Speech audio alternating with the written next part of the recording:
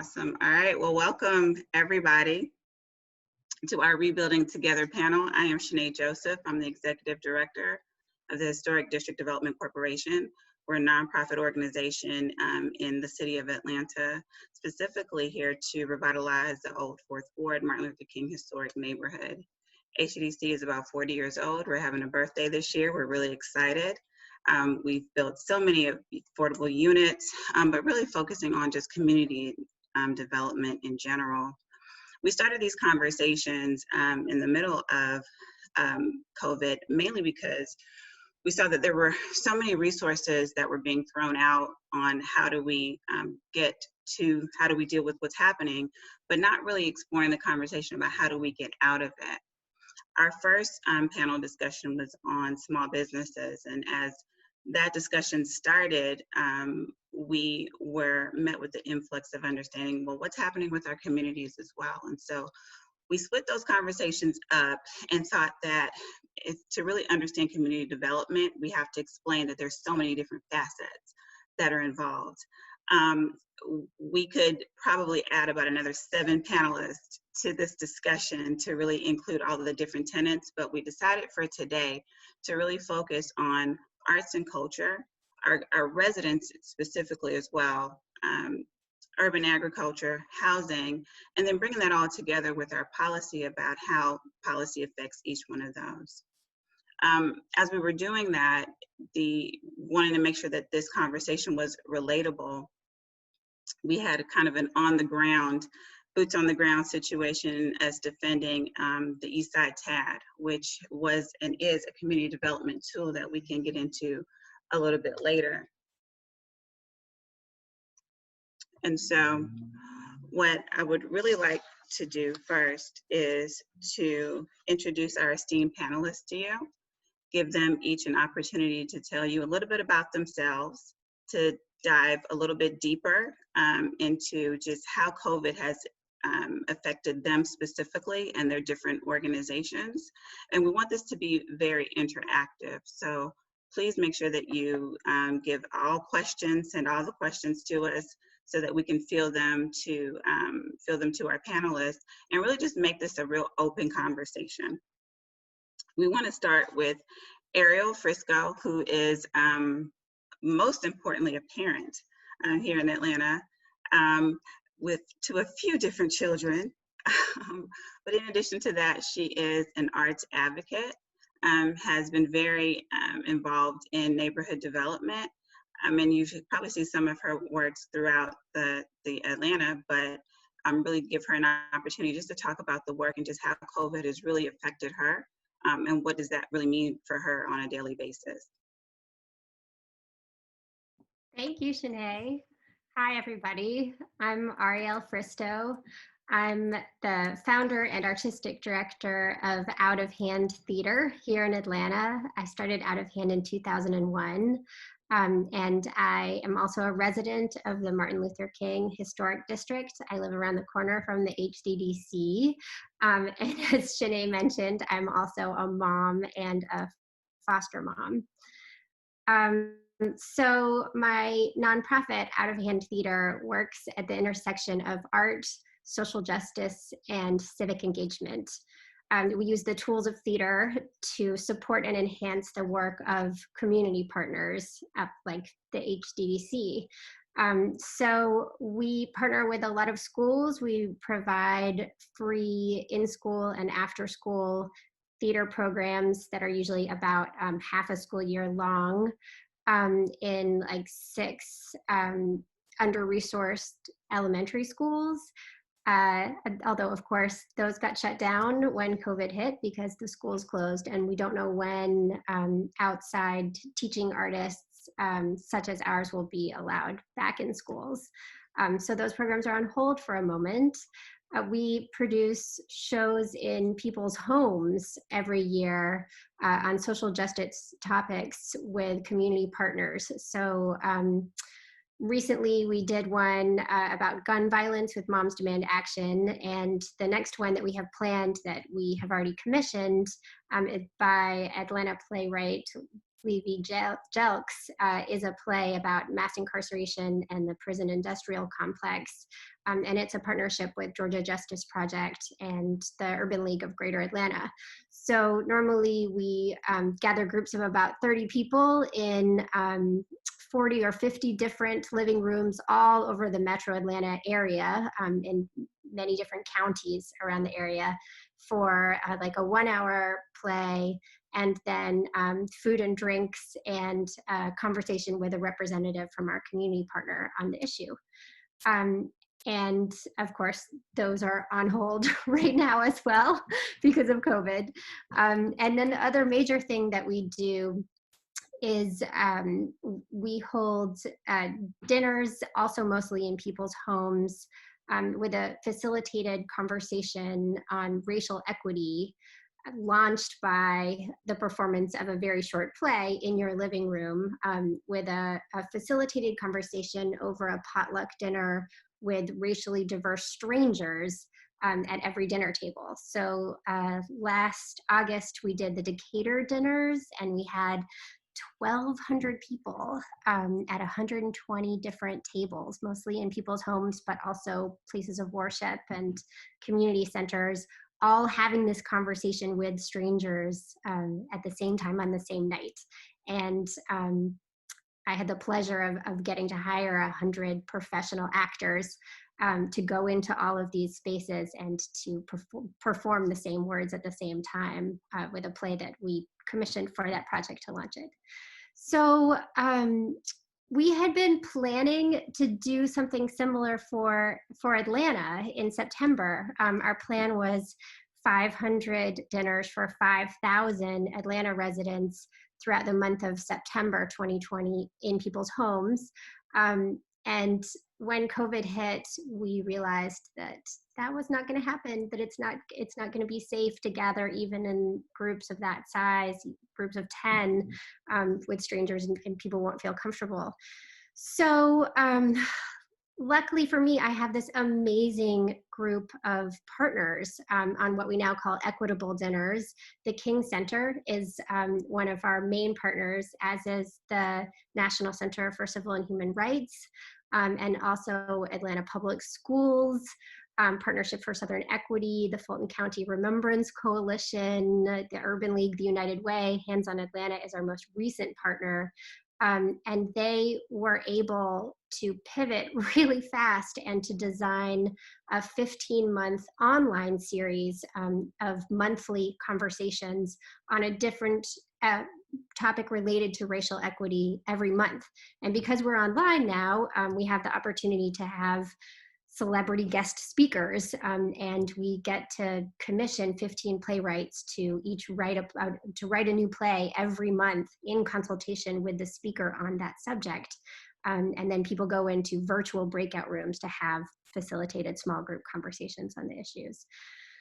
So, and it's also allowed us, so the Coca-Cola Foundation is funding that, as is MailChimp, and the Arthur Blank Family Foundation just announced today that they are going to provide some funding for us to launch an institute so that we can kind of pair equitable dinners with the work of this new institute, so that we can do deeper training for our facilitators and offer racial equity training, and also training in arts and civic collaborations. So that's just happened today. We're really excited about it.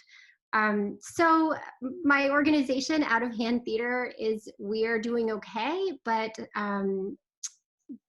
theater and the arts in general in Atlanta and all over the country, probably all over the world, are really struggling right now, and we will lose a significant number of our nonprofit arts organizations because of COVID. We all expect that many of them will not survive. So that is a hard thing to face. As a foster parent, I am still in close contact with some of my former foster children, who one who's with her birth mother, and one who's with another foster family now, and that has made very clear to me the food issues that people are having during COVID. We've been doing grocery shopping for one of our former foster kids' families, because if you live far away from a grocery store and you don't have a car, and your kids can't be in, there's no school or like daycare for your kids to be in, and it's incredibly hard. Even if you have the money to do it, it's incredibly hard to get food for your family. So I'm so glad that food is one of the subjects of today. So I wanted to give just so I now mostly work through my nonprofit, but I am also a concerned individual citizen. And before I started Out of Hand and sort of accompanying my work with my company, I have found ways as an individual citizen to put together community groups of citizens and to find funding for projects that we wanted to do. So I just wanted to mention a few of those in case they can be of help to anyone. The first is through the Community Foundation for Greater Atlanta, and it's their neighborhood fund. So this supports civic activism, cultural events, and things like green space development by just groups of individual citizens. You don't have to be a nonprofit or a corporation or anything like that to apply. You just have to find like a neighborhood association or something similar that will back you and have a core group of residents of a particular neighborhood who are behind that project. And then if anybody's interested in arts projects, the Fulton County Arts Council and the City of Atlanta's Office of Cultural Affairs also both offer funding. The Fulton County's is called the Small Art Project Fund, and the City of Atlanta's is called the Neighborhood Arts Fund. And those are both also things that individual community members or groups of citizens can apply for their neighborhoods or for projects that they're interested in. Yeah. No, thank you so much for that, Ariel. And those resources that you named, we'll put them in the chat, but then we'll also make sure that they're on the website as well. Next, we've got Alex Camardelle with the Georgia Budget and Policy Institute. Hi, Alex. Hi, everybody. Good afternoon. Happy Thursday. Thank you for inviting me to come and join you all to talk about something that I think is very timely. I'm gonna be real. Our work at the Georgia Budget and Policy Institute is very state focused. We work at the state level. However, it's in times like what we're experiencing now that reminds me and my colleagues about how vital it is to make sure that things are in place and are in shape to support some movements on the local ground, on the local level, even at the neighborhood level. So really glad, thank you Cheneé and HTDC for bringing this conversation together today. GBPI, or Georgia Budget and Policy Institute, we're what a lot of people refer to as a think tank. I like to say we're a research and action organization. We work in community, across communities in the state of Georgia, to develop new research and new policy solutions that improve economic opportunity for everyone. And a lot of the issues that we focus on that help us meet that end include healthcare, access to affordable and quality healthcare, access to quality K-12 education, higher education through our colleges and universities. And we also look at access to workforce development systems, the social safety net, as tools to help people move up the economic ladder. And also, really, I think the bread and butter of what we do at GBPI is tax and budget fairness and justice. And, we look at it from a state policy perspective of how tax policy is fair and just and incentivizes productive and equitable development, and not anything that might be exploitative or harmful to communities, in particular low-income communities and communities of color. So that's a hard sell. I'm going to be really honest at the state level. A lot of that work happens at the local level, which is probably where more leverage is. It's where a lot more leverages in terms of economic development incentives and otherwise. At the state level, in terms of the way that our tax code is written, there just isn't a lot of support for community development. That doesn't mean that we're not fighting for it or working to improve our state's tax code or our budget to make sure that it reflects local priorities.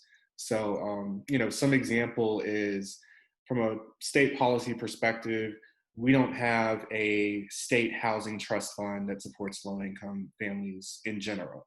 We have one that mostly focuses on homelessness, but we don't have one that could be tapped in and used that's funded by the state, using state general dollars to support folks in an economic crisis like what we're experiencing now. Our peer states like Florida and a few others have much better infrastructure than we do right now. That would have come in handy in a period like now when we don't, our state leadership did not move to enact a moratorium on evictions or foreclosures. So we're, heavily dependent on the market kind of being kind right now to folks who are unable to make rent or pay their bills. That's just one example of a big, blind spot in state policy. The other area that I'm hyper focused on right now is the safety net, which has been, the need for it is quite frankly exploded since the pandemic has started. The safety net, as I define it, as GBPI defines it, is that core, that suite of programs and services that help people who are particularly have low incomes or no income at all, who need help moving up the economic ladder. And those programs and services include food assistance, primarily through the Supplemental Nutrition Assistance Program, or SNAP, or what a lot of people still refer to as food stamps. TANF, Temporary Assistance for Needy Families, which is direct cash aid to families with little or no income. Child care assistance. There's also transportation assistance. There's also, one of the biggest ones is Medicaid, affordable health coverage for low-income workers and families. And then lastly, workforce development, job training for folks who've been displaced from work, who are looking for alternative paths to education and training. That is, a system, or the safety net system is under attack pretty frequently. It was under attack before the COVID-19 crisis hit our communities. And even as we are, maneuvering through this crisis, there are still attempts to weaken the safety net. As a matter of fact, as we are on this call right now, the state lawmakers are debating a state budget for the upcoming fiscal year that cuts many of the funds necessary to maintain our safety net system, in addition to other programs like, Ariel mentioned, being a foster parent. Our foster care system is facing deep cuts, general child welfare, healthcare, education, et cetera. So one call to action, it would be, I'd be remiss as a budget person if I didn't say, if you, have time to connect with your lawmaker and tell them that you strongly encourage them to reject cuts to some of the programs that we care about.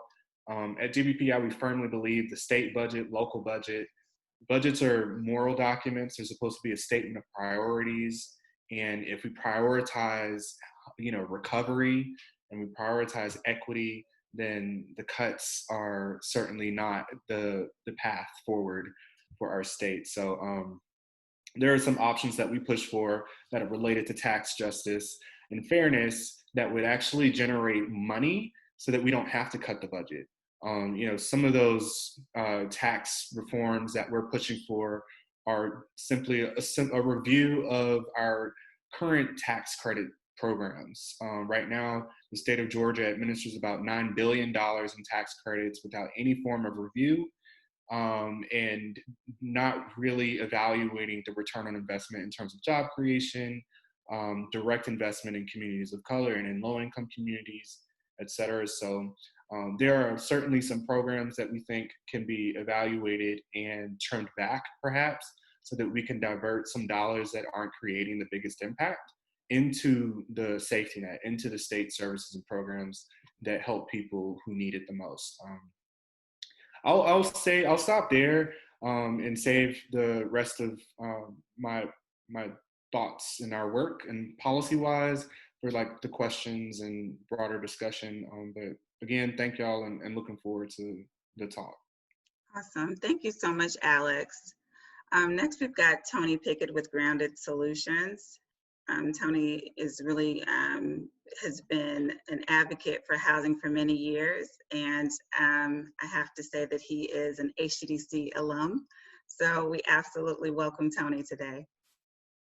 Thank you, Cheneé, and let me say what a pleasure it is to join you all today. I'm, as you said, a former Atlanta resident. I spent most of my adult life and career working in affordable housing in Atlanta, so it's a special treat whenever I get to connect with people back in my home.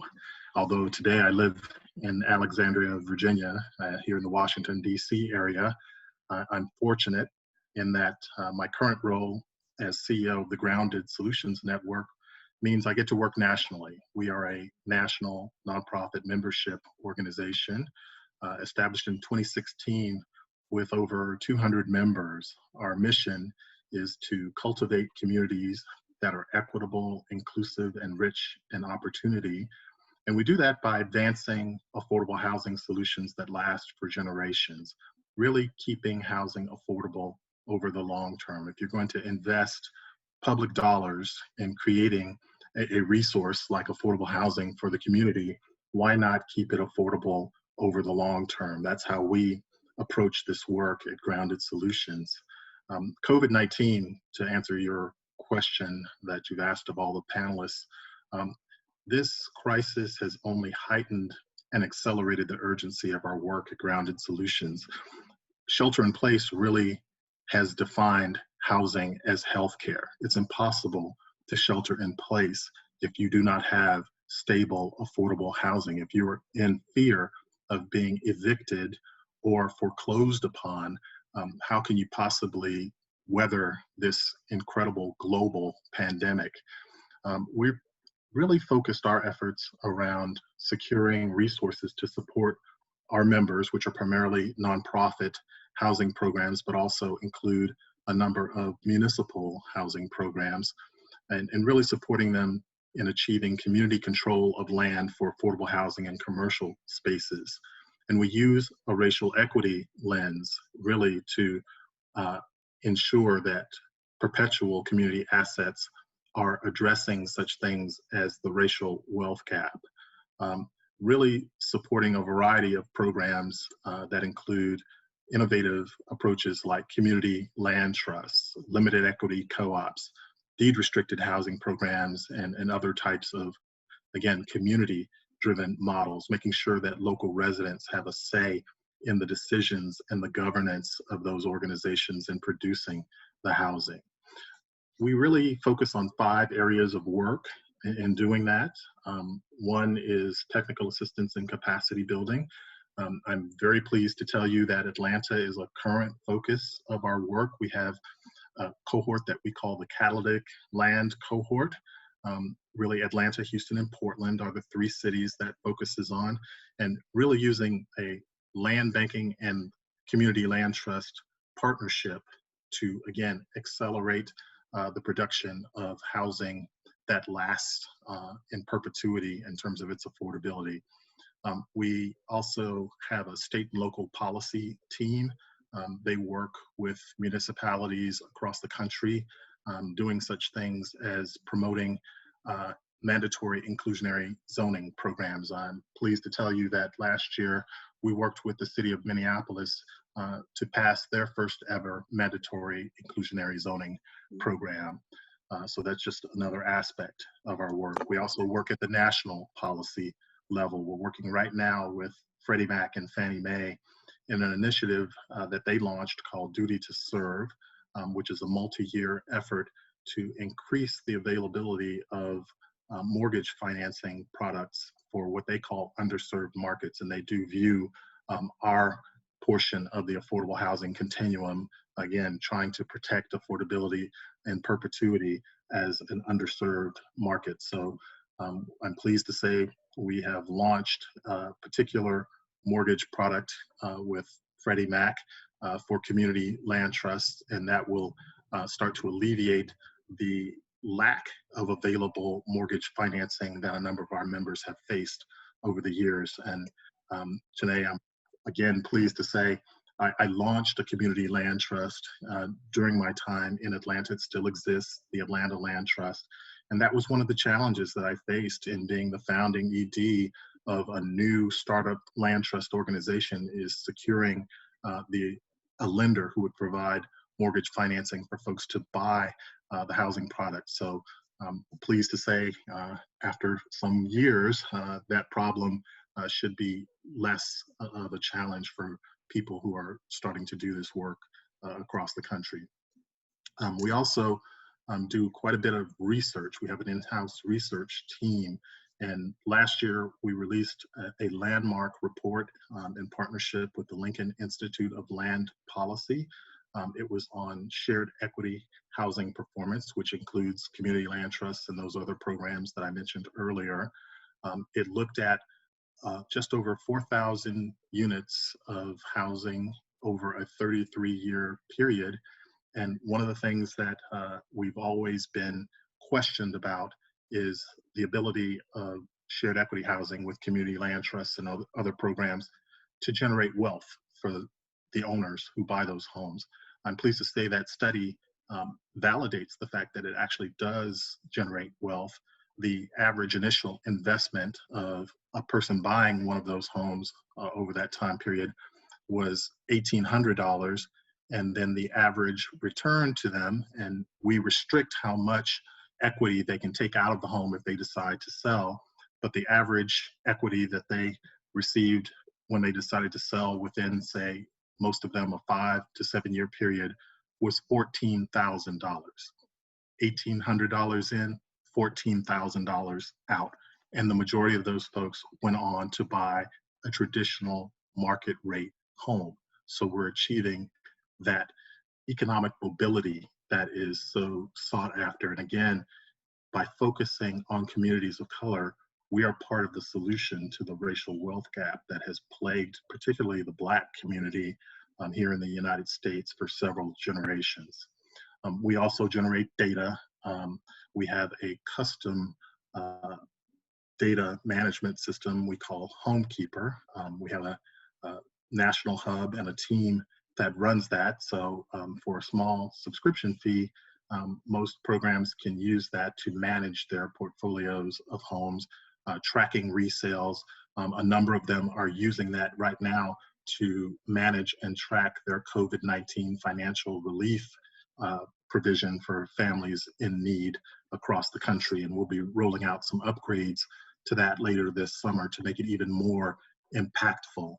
And again, our focus is to support our members to keep people in their homes during this crisis and to expand the use of our models and inclusive housing policies. You know, again, this is a very complex world in affordable housing. It is not easy for folks to just wrap their heads around it immediately. So we provide a number of online tools to help with that. We do online webinars as well, a series of training webinars that are sponsored in several cases, so we can offer either some scholarships or discounts for folks to participate in those. But it ranges from, again, how to start up a community land trust to some very detailed technical information around such things as long-term land leasing, or again, mortgage financing with Freddie Mac and Fannie Mae. So our work is varied, but the ultimate goal of that going forward will be to increase the scale of shared equity housing across the country, really looking to create 1 million new units of that over, let's say, the next 10-year period. So starting to look at what it would take from a federal policy standpoint, from state and local resources, from capacity building to community residents on the ground who are trying to implement this work is what we will be focused on as an organization going forward. So I'll just stop there and save the rest of my comments for the question and answer session as well. Thank you so much, Tony. That was really good. And last but definitely not least, Mr. J. Olu with Food Well Alliance. I really just want to go ahead and say that Jay was one of the first introductions that I got to urban agriculture. I think what's great about Jay is that he's not only working with farmers, but he is a farmer. He understands all of those different components as it relates to not just the food itself, but who's responsible for bringing it to us. And so just really glad to have you with us, Jay. Yeah, good, thanks. I appreciate that, Cheneé. Greetings to everyone on this wonderful Thursday, day before Juneteenth. You know, also before the summer solstice, which is on Saturday. So the beginning of summer is upon us, even though a couple of days ago it may have felt like fall. So just greetings to everyone. Definitely an honor to be on this panel with these wonderful panelists. And again, just want to give my gratitude to Cheneé and HDDC for inviting me to be a part of this. I really appreciate it. I'll start with myself first, just as far as my family. You know, I'm a newlywed, not quite a year married. I have a 10-year-old son who completed the last 2 months of his school year remotely through Zoom. So it was an interesting experience to go from, you know, working remotely once a week to working remotely pretty much every day, and that's a blessing. But also, we realized how much internet bandwidth we needed to increase between him being on Zoom, my wife being on Zoom, I'm being on Zoom, and other platforms as well.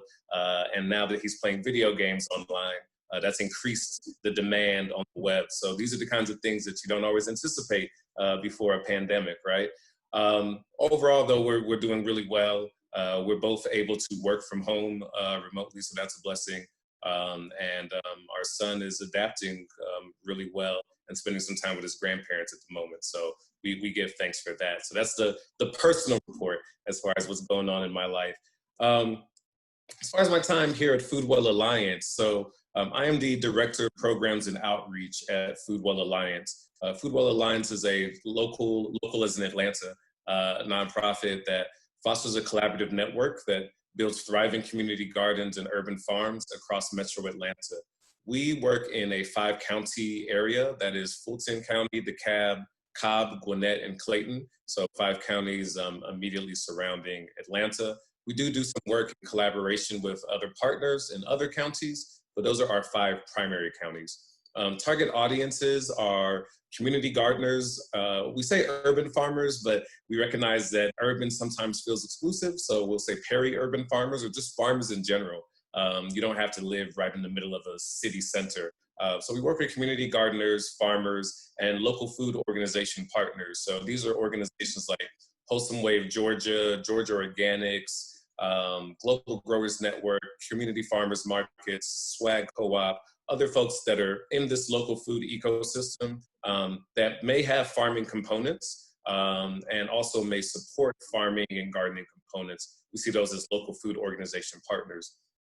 Also, definitely community workers and residents. You know, we're not just growing this food and talking about food for ourselves. We obviously want to make sure that communities are being fed, residents and workers in communities.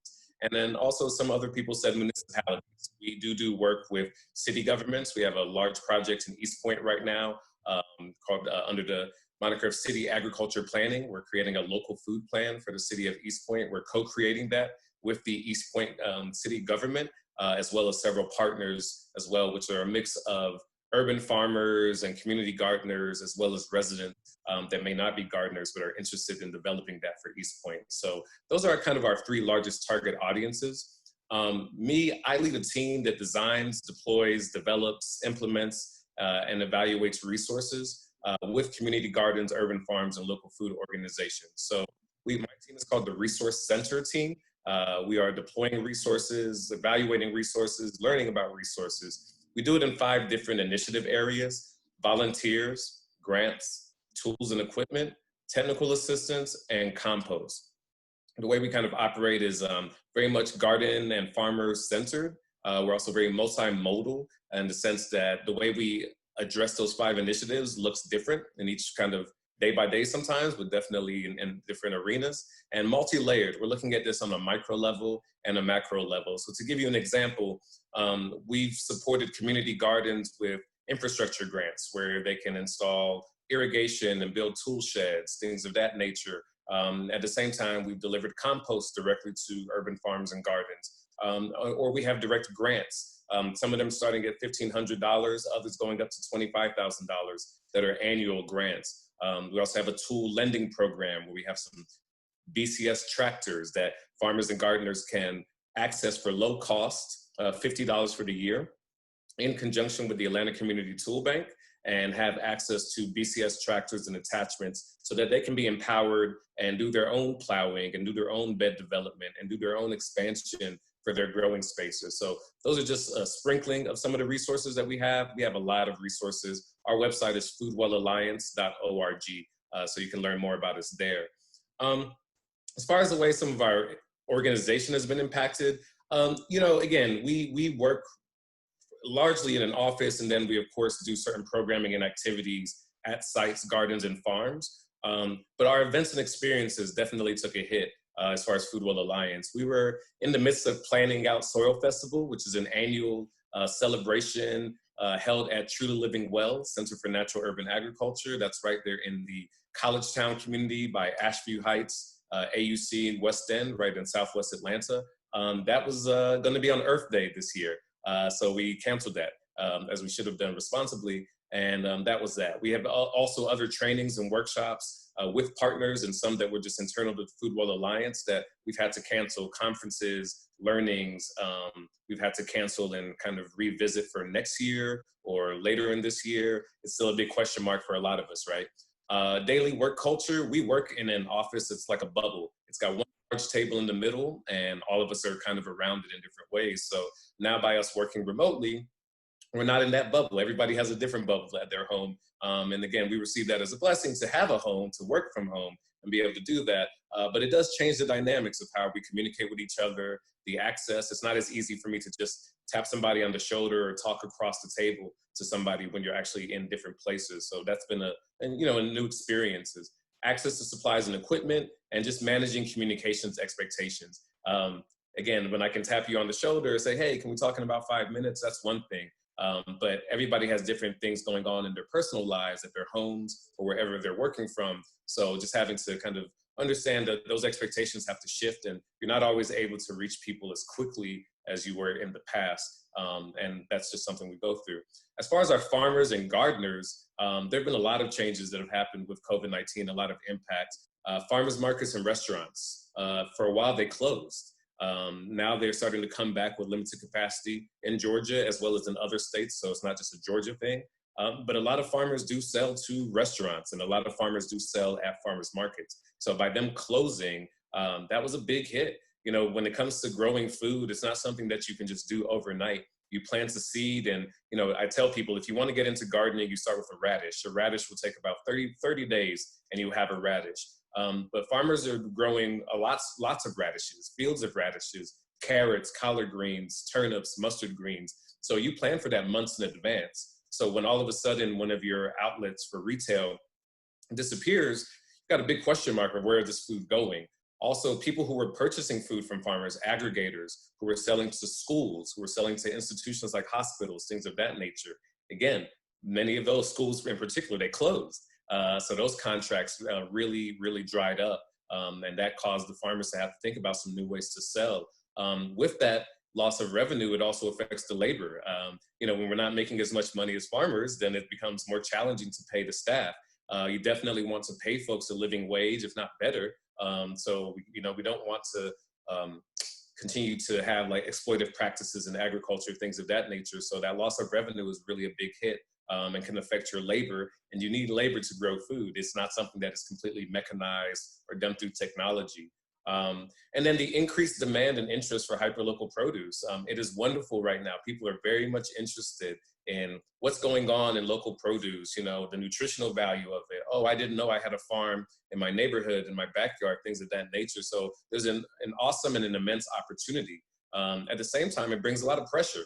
It's different when you've planned on selling to 100 families, and now you've got 500 families who, between unemployment, not having transportation access to grocery stores, not being able to access to farmers markets, on and on and on, that demand has increased. So in some ways, it's wonderful that, wow, we have more places to sell to. At the same token, it's a higher expectation, and it brings a certain level of anxiety and stress to meet those needs. So those are just some of the things that farmers are going through. I want to make sure that I'm clear in that I do grow food at my home, and I'm connected with several other farmers as well. I'm not a professional farmer, but I did train for 6 months and worked for 2 years as a farmer. So I just want to make sure that, and I can assist you with your garden as well, or your farm if you need that.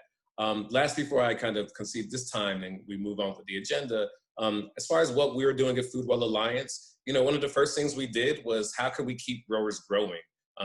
With the loss of all of the things I just laid out before, people were still saying, well, we're going to grow this food, we just have to figure it out. So Food Well Alliance went into overdrive and figured out ways that we could deploy compost, seedlings, labor support, mechanical assistance, ways that we could really continue to support the organizations that are growing the food, and give them some kind of cost savings relief, where we recognize that they're not making the same amount of money. So even if we can just buy those seedlings for a farm and save them $500, $1,000, $1,500, let's utilize our privilege and let's utilize our access to resources to do that. We also expanded into different areas. So we've always done urban farms and community gardens. We also stepped into school gardens and home gardens. And I'll just say that school gardens, we're stepping in the summertime. A lot of school gardens are not very active because the students aren't there and the teachers aren't there. So we figured out an opportunity with the Captain Planet Foundation to work on some school gardens, to increase the production at those gardens, and to get that food into food pantries, to get food to people in need. So we're really excited about that. And one of the ones that I think hasn't received as much attention, but I think we're really excited about, is home gardens, empowerment, growing your own food, starting with that tomato that Cheneé was talking to me about earlier today, starting with those carrots, that celery, those greens, those radishes, all of those things. We're putting some resources into home gardens and supporting different communities, Miller City Farms and East Point, Soul Spirit Farmers, and Miller City Farms in South Fulton, Soul Spirit Farmers in East Point, and on and on and on. People that are doing home garden solutions, Eco Paradigm, Charles Greenlee, and seeing how we can support them in ways possible so that we can become less dependent on some of the big ag solutions that are out there, and become a bit more resilient with our own personal home gardens and our own things. You don't have to become a professional farmer, but if I'm growing tomatoes and our neighbor's growing cucumbers and somebody else is growing basil, we can put that together and have a nice salad, as well as do some good community development. So those are just some of the things we're working on, and I'll leave it at that for now. Awesome. I am super excited about this conversation. As you can tell, we've got just a wealth of knowledge. What I want to do is just kind of lay the groundwork a little bit and bring all of these things into context with just a little bit of a personal experience. Like I said earlier, how we here in Fourth Ward specifically were dealing with the Eastside TAD and that whole situation. Not to take too much time, but in understanding what this TAD is, it is basically a finance tool from taxes that are used for development, and it incentivizes development. And by utilizing those resources, you're required to do certain things that will benefit the neighborhood. So for instance, there's certain grants underneath it where if you're building a community facility, you'll get 40% of the cost in a grant form. But it would need to be something like a Boys and Girls Club or a racial equity center or something like that that would really benefit the neighborhood. If you are doing a project that will help with economic development, you'll get about 10%. And that will help a lot of times when you're doing development, it's those last couple of dollars that you really need in order to make this project happen. And the real purpose of it is to truly revitalize neighborhoods and revitalize communities. The Eastside TAD was one of the TADs that probably had the most resources in it. I think we've got, I should know this number, but I don't. I think we've got about 10 TADs, 10 or 12 TADs somewhere in there in Atlanta. And so Eastside TAD probably had the most resources, mainly because the ability to do projects out of that particular bucket had been cut off for about 6 or 7 years. And so the money still continued to accrue, but we were not able to actually access it. So when the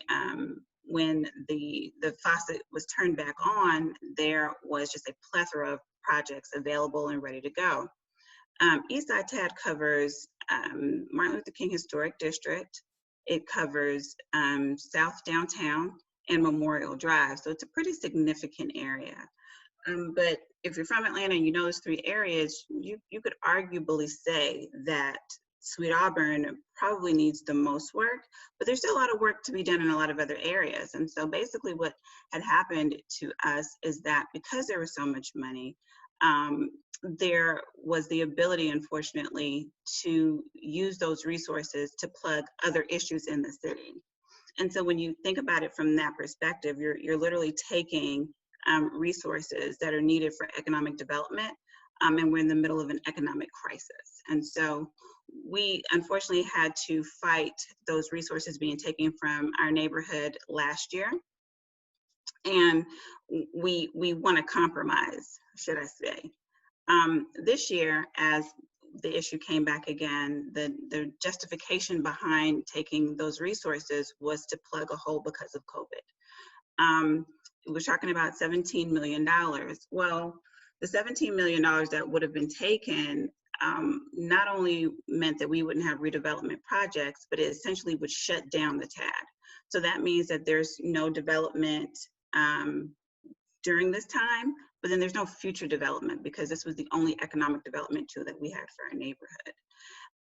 One of the things that I hear all of our panelists talk about without actually saying it is the true advocacy. And so everything that they do is basically taking what's important to them and making it known and providing resources to have that particular function to happen. We had to do the exact same thing with the Eastside TAD. When it became very clear that we were on that chopping block, we needed to bring our community together, our stakeholders together to say, hey, if this happens, this is what the effect is going to be. We understand absolutely that COVID is an issue. However, as we talk about Atlanta being an equitable city, taking resources from a community that's been disinvested for so many years and making them essentially responsible for resolving the gap that is being felt by the entire city is anything but equitable. And so once we were able to educate our community, educate the residents, really bring media in to understand why this is important and why we need to make sure that we have resources in place for our neighborhoods after COVID, that momentum helped us to open up the conversation with our city council, with our local government to say, we've got to find another way to do this. I am very happy to say today that we were successful. When we started this fight, we knew that we were going to go down swinging, but we didn't think we were going to win it. But that shows what advocacy can do, and why it's so important for us to really understand community development and how all of these different things affect the quality of life for all of our neighborhood and all of our residents. And so I give that example as we get deeper into this conversation in how do we leverage all of our different resources and how do we empower not just those within our particular circle, but also those that are adjacent to us to make sure that at the end of the day, we're improving the quality of life for all of our residents and all of our communities, locally and nationally, versus just being concerned about our little silo. I'll actually start with Ariel and really wanting to talk about, for you, you are such the social butterfly. Ariel is always out in the neighborhood, always out in the community, and really has a good feel for her neighbors. And I really just wanted to know, like, how have you heard your neighbors? How have they been impacted? And just basically, how are they addressing the different challenges that they're having on that true community level? How have you been able to interact with them and just help them as far as resources are concerned? Oh wow, Cheneé, this is hard for me because yeah, I mean I am definitely an extrovert and I love to be out and among people, and I feel totally out of touch. I mean, that has been the one of the hardest things for me about, it's not that hard. just um but just socially about this, about the shutdown, is that I just feel like I have been stuck in my house for 3 months, and like I don't have those interactions that I'm used to having. And my husband was teasing me recently because I was saying I think I have allergies, and he was saying, what are you allergic to? You don't leave the house. So I'm like, I am cut off from my neighbors in a way that I have never been before. And I don't Mhm. know. And I would love suggestions from the panel and from the attendees in terms of how to reach out and help our neighbors in this time, because I feel at a loss in a way that I never have before. I'm so sorry not to have a better answer for you. No, I mean, that's just being very transparent. I think even with what Jay was saying, community gardens are a great way to do that, but really just being totally honest that, sometimes we just don't have the actual answer to that. But knowing that the way that you do your dinners, the community gardens, things like that can help to bring us together. Yeah, and I will say that that is the place where I get to connect to people the most right now. Honestly, is through, besides through individual Zoom meetings, is through equitable dinners. And so I do get to hear, um, not as much my immediate neighbors as usual, but sort of a broad swath of people from across Metro Atlanta talking in these small group conversations online. And that the main thing, of course, that's happening right now is that Black people and people of color I'm just hearing so much more than ever before, just are are shocked and sad and at the protests, but then scared to be out in the streets, depending on who you are, and trying to figure out how I can, in my very tiny way, rally resources to help and listen and encourage other people to help and listen is the main thing of just, and the partners who we work with wanting to continue the work and being committed to it, and then some days just having to say, you know what, today or this week I can't. I got to step out for a minute, because this is just too much to deal with, and me as a white person just trying to be there to be a witness and go, how can I listen, how can I help. So that is the main thing that I am hearing right now. Absolutely. Well, thank you for that. And with that, because the question is, well, how do I help? What do I do? One of the things that we keep hearing is just go vote, right? That's what everybody says, go vote.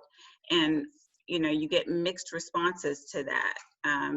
You just get, well, it hasn't helped before, so why does it help now? But then we also look at just the sweeping legislation changes that are starting to happen. And so, Alex, I just asked you about the current policy climate. How is that really just impacting the financial feasibility of community development? And as far as just equity in general, what are you seeing now that we may not have seen before? And just how, do you feel as far as that's, moving forward? Yeah. The question of voting is one thing in its own, and probably could take up another day of discussion. What I like to tell or remind folks when it comes to getting involved in politics, or at least in the election process, is that, and in the state of Georgia, and this is not every state, but in the state of Georgia, your elected state lawmakers convene for 40 days and 40 nights and radically change your lives in that short period of time. And it happens so quickly, and it's designed to happen quickly. The process is designed to be and accessible. But those folks who make those life-changing decisions are also on our ballots. And a lot of research needs to be done to understand who those folks are. They're our neighbors, and they're incredibly accessible when you compare them to a congressman or the president or someone else. So my advice is simply on that front to just get to know your state lawmaker. Like they are friendly folks. They're responsive for the most part. I have the privilege of being represented by Nakima Williams and Kim Schofield down in East Point, and Senator Nakima Williams and I were in the voting line together, a couple of weeks ago, both where it took 5 hours for us both to vote. 5 hours for her to vote for herself. But so that's one thing to think about. Just give attention to what's happening at the state level, because it has consequences for what's happening in our local communities. One of the reasons why our cities can't raise their minimum wages, which, you would think that a city like Atlanta would raise its minimum wage so that more workers can thrive, is because the state has a law that tells cities that they cannot raise their minimum wage. It's called preemption. The same thing applies to paid leave policy. The same thing applies to fair scheduling. And these are all laws that kind of emerged during the Sonny Perdue era, whenever he was governor of the state of Georgia. And, there are huge consequences for our particularly for cities that are like Atlanta. In my case, I live in East Point, like I said, which is definitely a majority Black city. And we have the political will to do things like create, stronger economic mobility through higher wages for our residents, but cannot do so because of state law. So those decisions, those are the kind of things that are decided within that 40-day, 40-night time period and have massive consequences. I would argue that are outsized in comparison to what Congress is doing, where the process could take years to get us one bill passed and such. So people probably hear this a lot, not all, voting is national, vote at the local level. I'm a huge, proponent of that. Another great example, since policing has come up, we might have all seen yesterday that Paul Howard, the current Fulton district attorney, is on full display right now, right?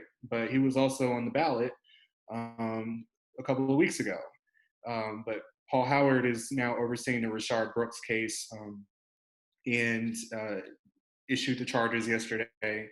And there are some things that, people are definitely hyper conscious of now when they're looking at the district attorney tickets and how they choose to approach policing and incarceration in communities. So the ticket is long, it's broad, but what's happening in our local communities needs a lot more attention than what it's given currently.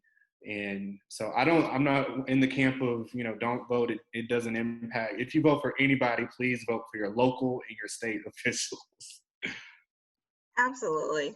Absolutely. And even with that too, the voting, but also, like you said, making sure that you know who your representatives are, and then just knowing exactly what is up for a vote. A lot of people don't necessarily know how to do that. So just a couple of resources that you might have on where do you actually go to find out who is your state rep and find out exactly what are we voting on exactly. Yeah, so the best tool right now, I'm going to be real candid, it's not all very easy to navigate. But the best tool to find your specific lawmaker, is openstates.gov. You can search your lawmaker by your address or by your district number. And if you're ever curious to know what your district is, you can go to the Secretary of State's website if you're a registered voter there and look up the information on that website as well. But openstates.gov,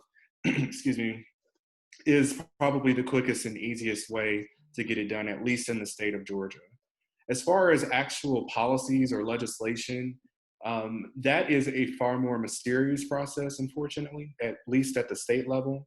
You have to check that General Assembly website every day, um, unfortunately. And the General Assembly website, I believe it's just legis, Legis, .ga.gov.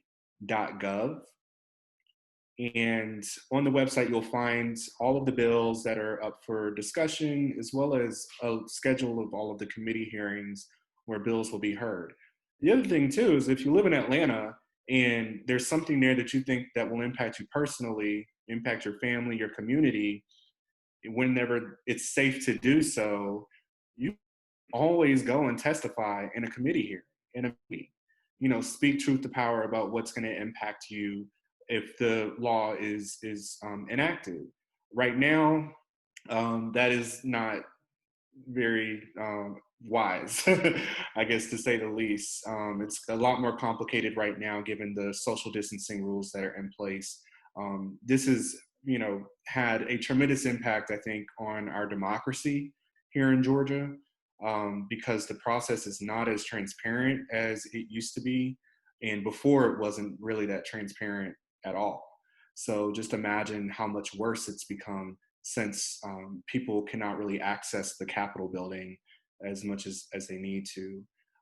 All of that energy, you know, I think also applies to the local decisions that are being made, not just at the city council, but in our economic development boards. So for example, like the Invest Atlanta board, or other boards that are similar that make those decisions about tax fairness and equity in their communities, about economic development. Those are transparent and public processes that we all need to be engaged in too. I don't know the scheduling for all of that because I'm so state of Georgia focused, but any questions or anything that I can do to help get more folks involved in the process, I'm super passionate and eager to do that. So please feel free to reach out to me, anybody on the call, anybody about how to do that. Thank you so much, Alex. And so when we really think about policy, obviously, you know, housing is always just a hot topic. It seems like lately we're getting more and more cuts, even though the housing inventory is getting smaller and smaller. And so, Tony, I just ask you, when you really start thinking about the challenges that we had previously, right? And knowing that we're going to be impacted in ways we haven't seen before, just kind of giving us a lay of that housing market right now, what you're seeing. And then how would you recommend that our neighborhoods prepare for that long haul? Because we know we've got a long way to go before we even get to the point where we can start increasing, because right now we're just trying to preserve. So how would you recommend on a neighborhood level us really trying to essentially stop the bleeding as it relates to the loss of the affordable housing inventory? Sure, and I'll sort of start in a roundabout way, but bear with me, it'll all connect together by the end. One thing I want to just sort of start out with is a little bit of history. The community land trust model that I mentioned earlier in my opening comments, the origin of that, it actually came from civil rights leaders in Albany, Georgia in the late 1960s.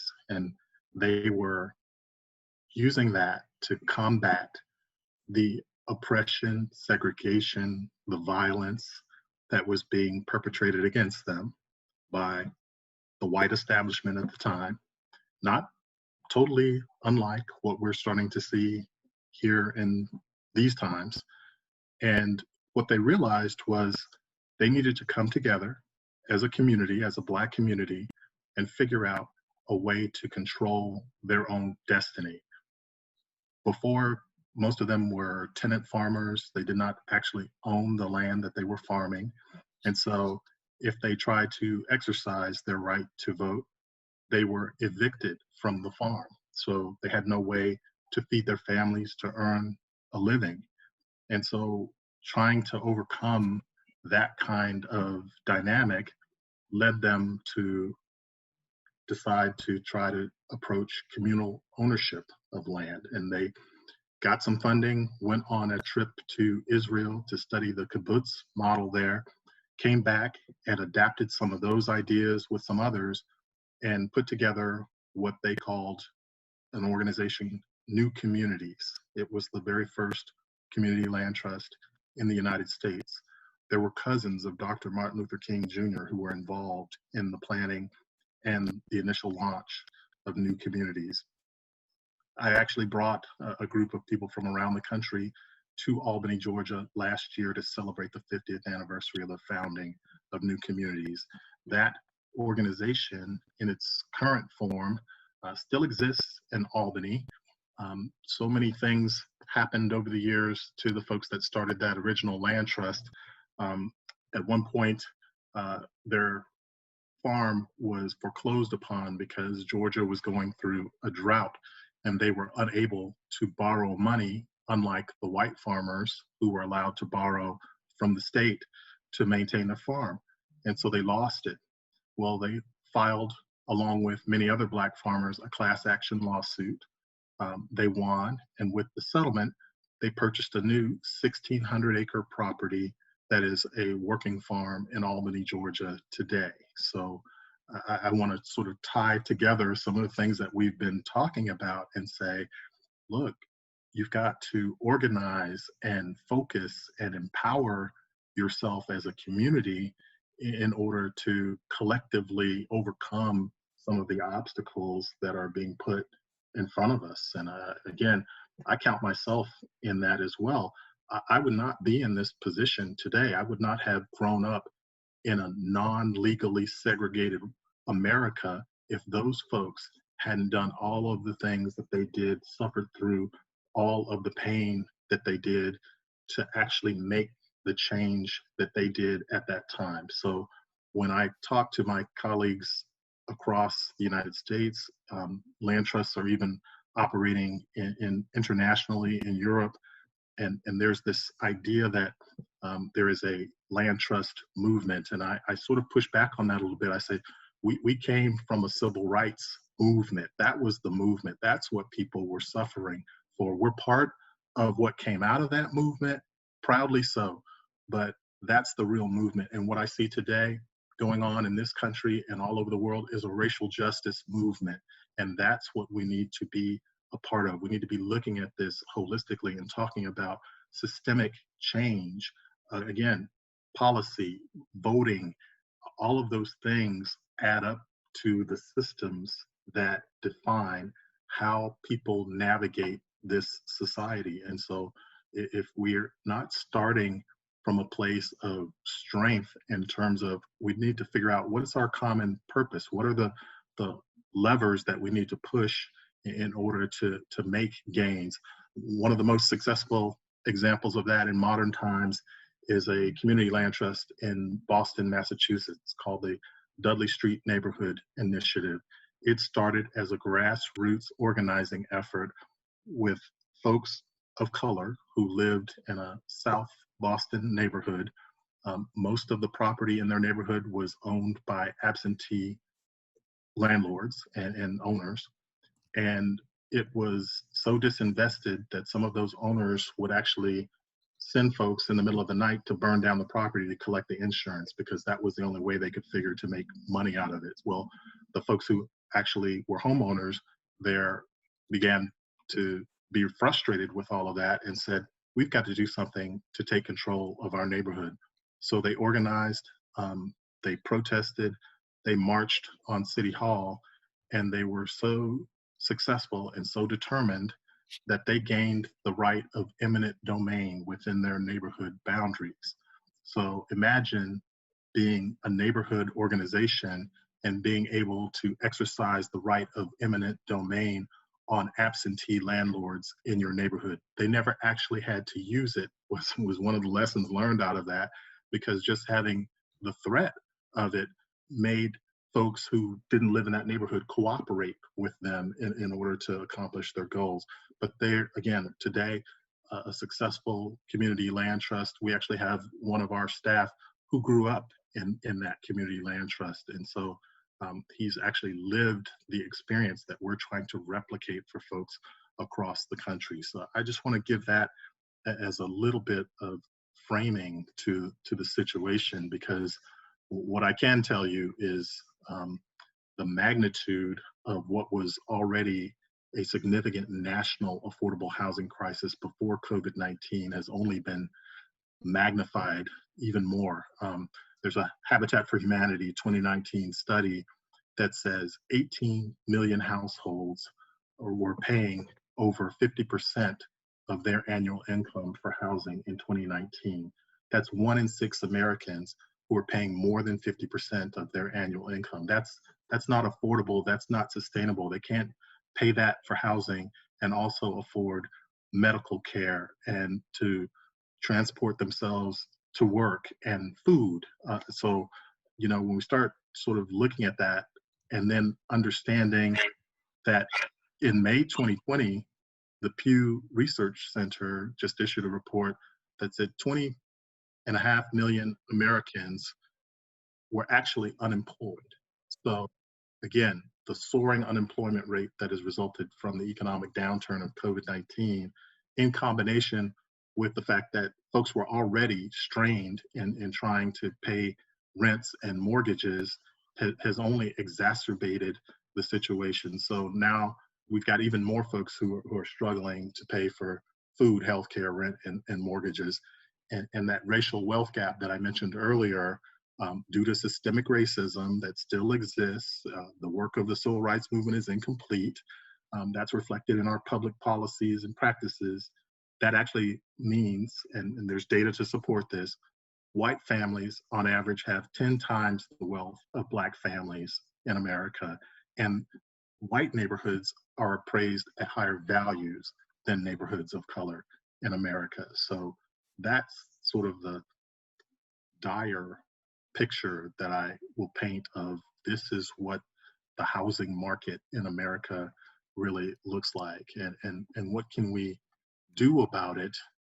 Well, it's clear that we've got to invest in housing, and we've got to push for local, state, and federal elected officials to focus on this issue. A number of us around the country organizationally were pushing during the last series of presidential debates to have housing mentioned by the moderators, questions on housing.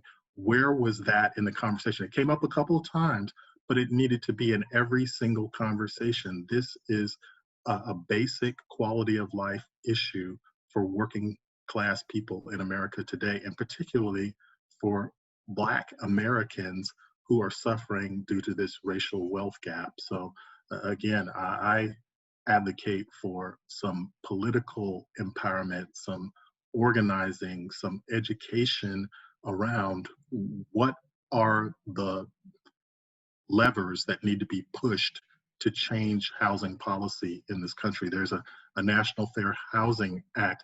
It is under siege. The Community Reinvestment Act that forces banks to actually invest in neighborhoods of color for the most part. It has been revised and weakened greatly under the current administration. So again, I would say focusing on that policy side of things, but also understanding that folks down at the grassroots level are going to have to be involved in such things as local policy around the East Side TAD, which I'm happy to tell you, I participated in the original creation of that TAD, and our intent was for it to benefit Sweet Auburn and the Old Fourth Ward community. And so I'm hopeful still that with the amount of money that you're talking about and the fact that it will continue, that this might be the moment to really leverage that and have it focus exclusively on some major benefit for the Sweet Auburn area and Old Fourth Ward neighborhood. So, and again, my organization, we advocate for that lasting affordable housing. So it's not enough just to produce a number of units that one generation can live in, but it's got to be a resource that lasts in perpetuity. There will always be the need for affordable housing, and it will only become more expensive to produce it over time. due to land cost increases. Sometimes it's just the complexity of zoning and construction costs. So if you're going to produce it once, keep it affordable over time is what we say. Absolutely. And that, I mean, really the tenet under which HTDC builds all of our units is that we're going to have affordable units in perpetuity. And especially with COVID, what's interesting is a lot of the resources that were available, you know, unfortunately weren't able to stretch far enough. There were a lot of moratoriums on rent, but that was specifically for units that were publicly funded. So if you were a renter in a private development, a private project, you didn't have that particular relief. And so I think it's really important that we understand the trickle effect, because if the renter doesn't pay, then the landlord can't afford the mortgage, and then we still got the property taxes. And so how, you know, making sure that we look at the full cycle in that. And I think it's been great. City of Atlanta did a really good job of using CDBG money for COVID-19 relief. That award process started, I feel like it might have started the end of April, maybe mid-May, and we were just notified of an award. So one of our properties, we're a nonprofit, we're not federally funded. And so all those moratoriums didn't help us because our renters still had to pay. We were able to apply for funding so that we can offset their cost for, you know, X amount of months, and just trying to be really thoughtful on how, again, do we lessen the impact on them, but at the same time make sure that we have enough operational support to keep going. And a lot of this is just planning that no one anticipated to have to do, right? So getting as creative as possible with what's available. And kind of pushing the limits and the barriers a little bit to see how, while it may have been used for a different program in the past, how can we kind of be a little bit more flexible to make it relevant in the future, just so that we can be thoughtful about how are we going to come out of this issue on the other side. And with that, when we talk about preparation, as Jay said earlier, that's probably the crux of farming, is that you have to be prepared. It's a schedule. And so, you know, I ask you, how are our farmers preparing? Because I know they're still just trying to cope in the middle of it. But just, you know, how are they looking to really move forward? And then how do we lessen the impact of what this is going to be as we get into yet another growing season, knowing fully well that we potentially have not just a flu season, but we've got another COVID wave coming, and how do we help to prepare them for the long haul through that process? Yeah, absolutely. So, you know, I definitely appreciated hearing from Tony several references as far as the farmers, the Black farmers, new communities, Shirley Sherrod, Albany, Georgia, as well as a variety of other people as well. You know, many people don't know the history that the farmers, and Black farmers in particular, really were a good amount of the backbone of the civil rights movement in a variety of ways. I mean, they were feeding people while they were marching. They were providing housing, meeting spaces, things of that nature. So it's just really nice to hear all the connections coming up in this conversation. You know, the farmers are still growing. One thing if you have anyone in your family who is a gardener or a farmer, things of that nature, they are resilient people. They are dedicated. They are committed. They are not going to allow the birds or the squirrels or any policies to stop them from doing the work that they feel that they're called to do. So that's something that, you know, to always keep in mind, that the farmers are still growing. Some of them don't know anything else. They've been doing it for generations and decades. And then some of them are, you know, like me, and are coming on 10 years or so in growing food and things of that nature. And we still get that itch, you know, when it's going to rain, to put the plants outside, to get the rainwater, to make sure we're adding the compost and things of that nature. So, you know, pay attention to your farmers, you know, do some searches online, look into Georgia Organics has a list of farmers throughout the state of Georgia. There are other organizations, but, you know, Google is really useful, in any other search engine. Like, find out what kind of local farms are in your communities or nearby in your communities. And you'll be amazed at the amount of food that's being grown in small spaces and large spaces. So support the farmers, because trust me, they're out there and they're going to continue doing this work. We all have to eat. Hyperlocal and community-based systems are rising. You're seeing a new level of camaraderie, I would say, in that certain organizations are working with other organizations that, not that they didn't get along before, not that they hadn't really, had some interests, but now to really focus on aligning and seeing how they can uplift each other. Same thing is happening with the farmers. You're seeing new CSA, community supported agriculture. You're seeing new organizations going in on land together. I'll do the flowers, you'll do the beans, all those kinds of like collaborative efforts. There's a good, kind of quote is, if you want to go fast, go alone. If you want to go far, go together. So you're seeing that, you're feeling that. And as far as the local food work, people are starting to work more together and do it in innovative ways. And then, I would say that for folks who've already been in tune with kind of local food, hyper-local food, the benefits of it, things of that nature, you're also seeing them dig in more. So that's interesting in that there's this combination of bringing new people to the table and having them more exposed and educated and knowledge transfer. But then also folks, like myself, for example, who've been doing this work for some time. I mean, we're more convicted than ever as far as the necessity for hyper-local food, the voice of food sovereignty, of food justice, of having that community organized food systems, decentralized food systems that are not dependent on a grocery store, things of that nature.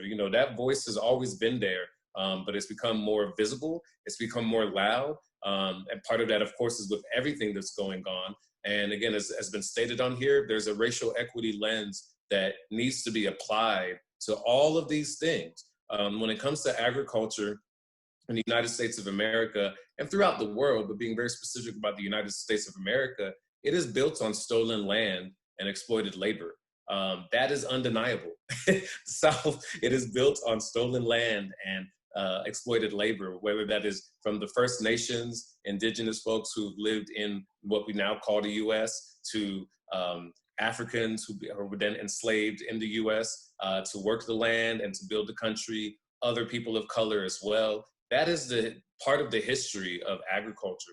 So to what needs to happen, free the land. I've got a quick list here that I'm going to run through, but free the land. Reparations is not just a concept, it's a demand. It's something that should happen. It's something that needs to happen. The land that we're all sitting in right now, even when you go back to your family documents, if you're on family land right now, I recently came across a coworker. He found a document that showed how the land was basically purchased, but quite frankly stolen, and he acknowledged it this way, from indigenous people. I forgot what the name of the purchase was, but that's here in Georgia in a particular county. So that is something that so much wealth can come from the land, and to expect people to be able to pull themselves up by their bootstraps and to do all these things without actually putting back the land in the hands of the people who have died for it, worked on it, et cetera, it doesn't actually make sense. So number one, free the land.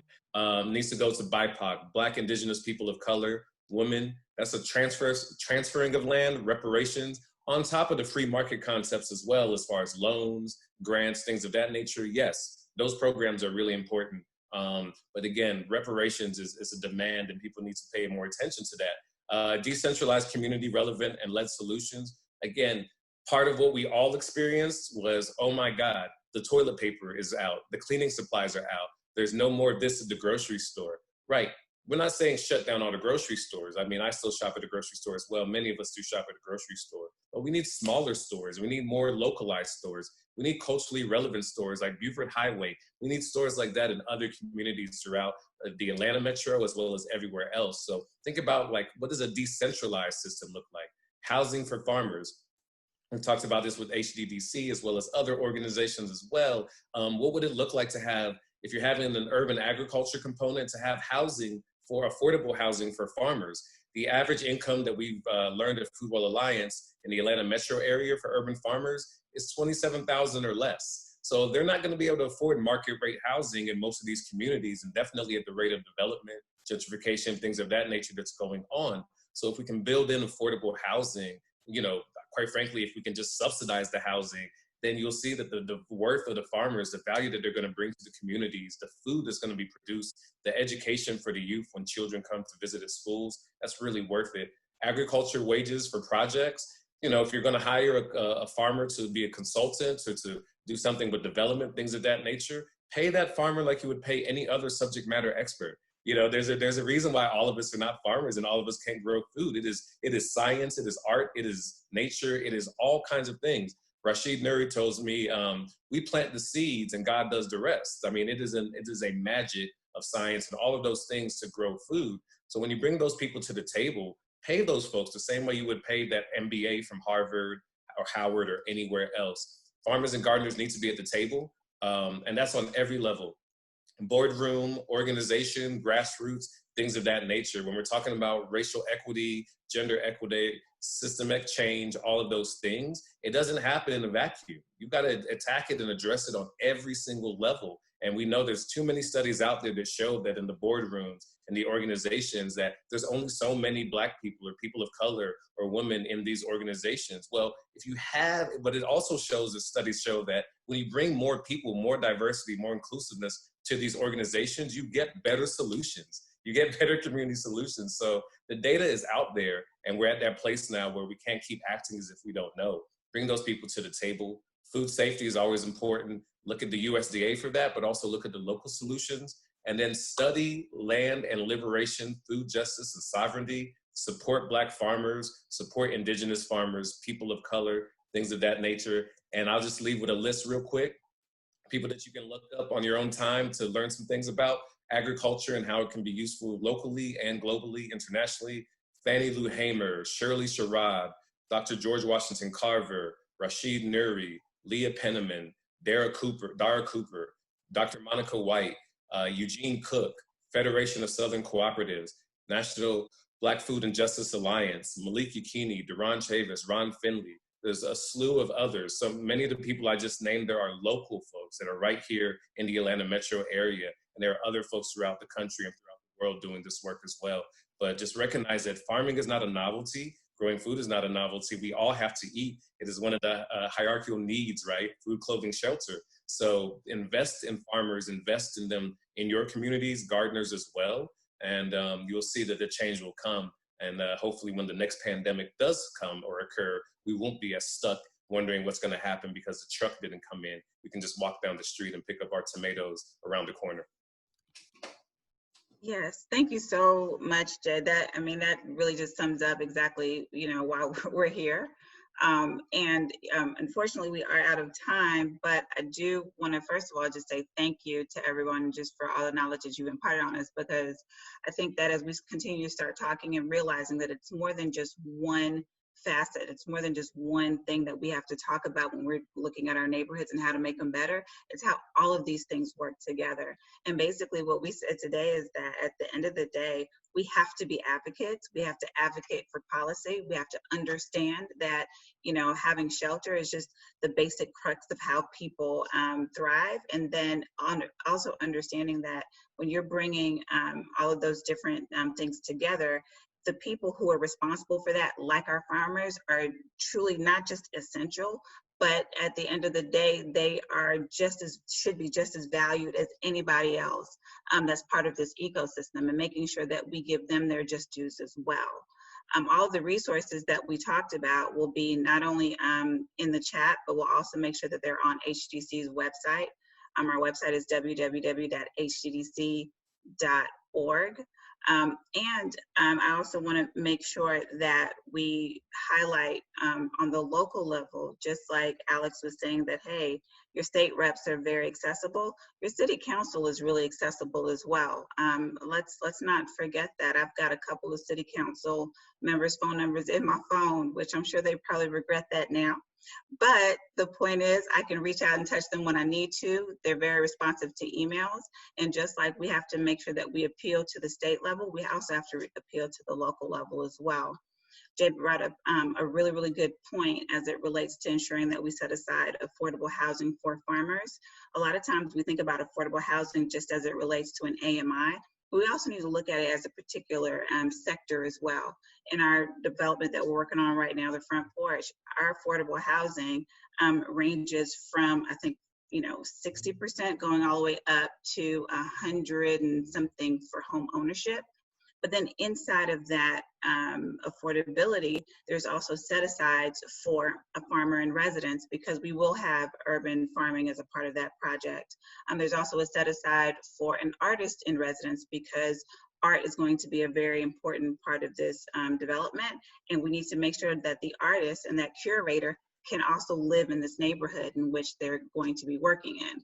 And so making sure that we think through how we develop, but then really appealing to our different government bodies to help support those projects, and also making sure that they're, you know, supporting organizations, but they're also supporting people too, because I shouldn't have to be a nonprofit in order to apply for assistance to make a change in my neighborhood.